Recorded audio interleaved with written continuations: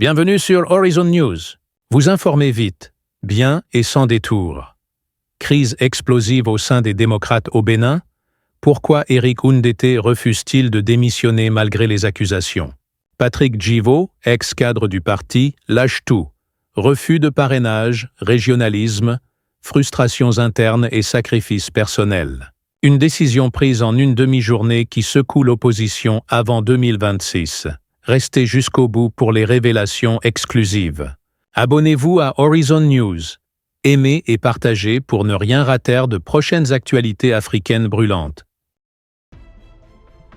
Seriez-vous qui avez soufflé le nom de M. Lodjou pour accompagner M. Agbodjo? Même dans la commission, j'ai proposé son nom. C'est moi qui ai dit.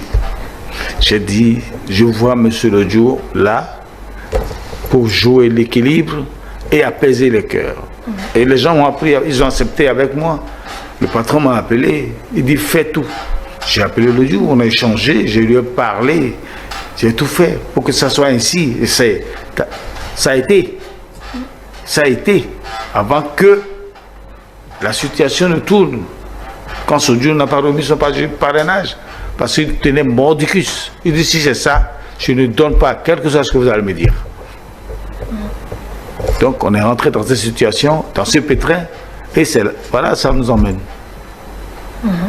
Bon, alors, si le candidat que j'ai choisi, lui-même, fait déjà sa déclaration, pour dire qu'il retourne s'occuper de sa famille, de ses activités, quand j'ai regardé, j'ai dit, mais attends, il faut que je sois responsable dans ma tête.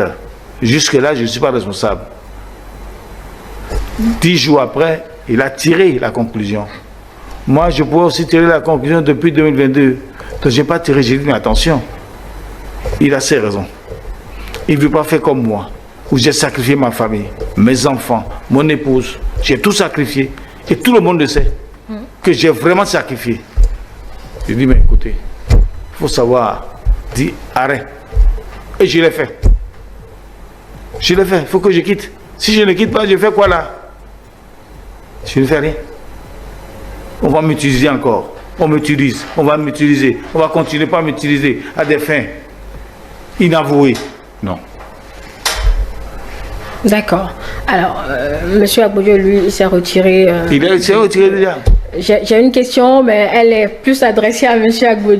Agbodjo, qu'à vous. Donc, je vais laisser passer cette question. Mais pour ceux-là qui ont pris fait et cause pour M.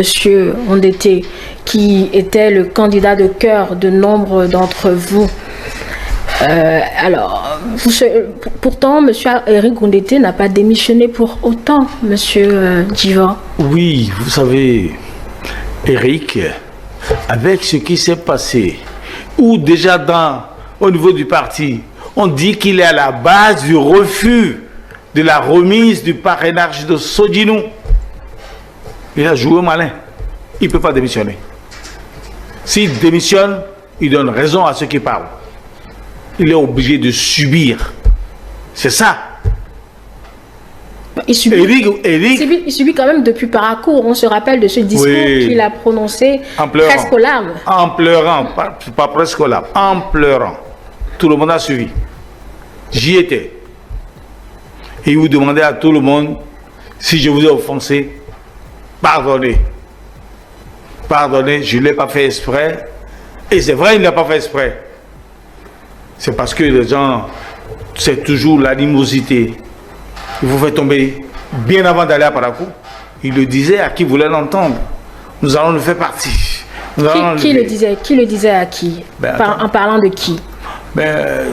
Tu sais, je ne veux pas donner de nom, mais je t'ai dit, le régionalisme était installé et il fallait l'enlever.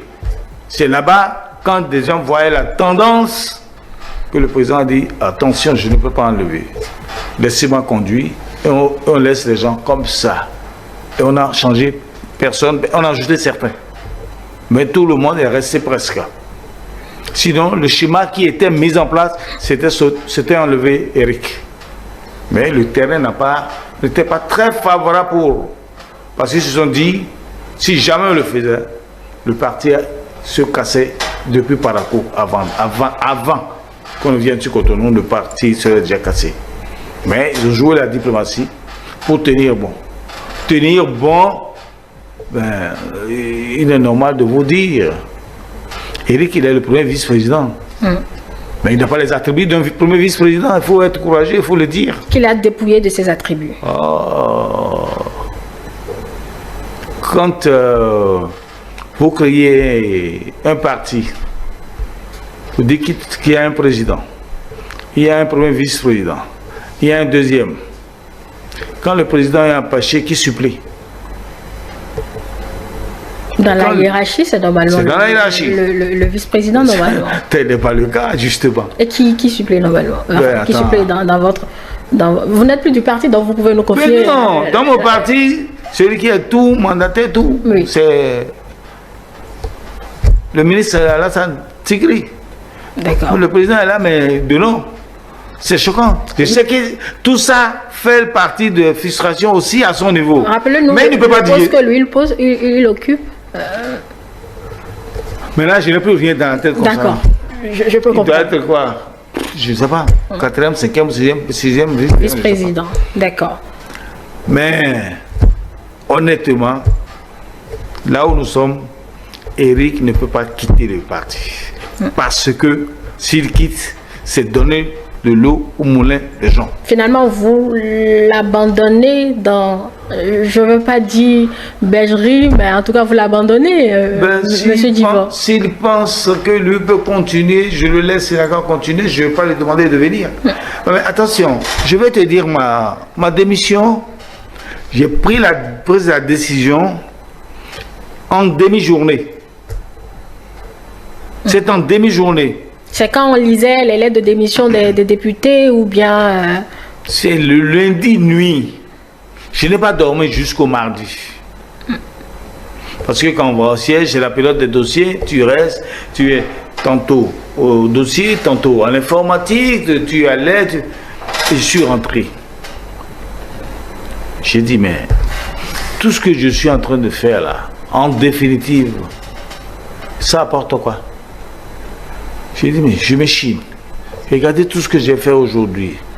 J'ai fait l'escalier de notre siège. J'ai dit, mais j'ai déjà fait ça aujourd'hui plus de 30 fois. Je descends voir. Les dossiers sont à quel niveau? Qu'est-ce qu'il y a à jour? Ici, je vais dans telle commission. Ah, ils ne s'entendent pas. Il faut refaire la liste. Il faut essayer de faire le jonglage. Il faut voir. Il faut prendre ce qui est ici, ce qui est là. Faire la jonction. Tu vas à l'informatique. J'ai dit, mais... je suis en train de faire ça depuis des années. Et ça ne donne rien. Je n'ai rien en retour. Bien au contraire, les gens sont là. Ils ne respectent pas l'homme. Ils ne sont pas reconnaissants. Tu vois la manière dont on s'adresse, on se parle. J'ai dit vraiment, le matin quand je me suis réveillé, j'ai dit, il faut que je prenne une décision courageuse. Ça, c'est le mardi matin. C'est le mardi matin. Et quand j'étais en train de dire ça, je reçois un coup de fil. De qui? De mes amis. Qui m'ont dit, écoutez, là où la chose arrive là... Quels amis? Les députés qui sont partis. D'accord. Là où ça arrive là, il faudrait qu'on puisse prendre de bonnes décisions pour ne pas être surprise. Pour ne pas être surprise. J'ai dit, toute la nuit, j'y ai pensé.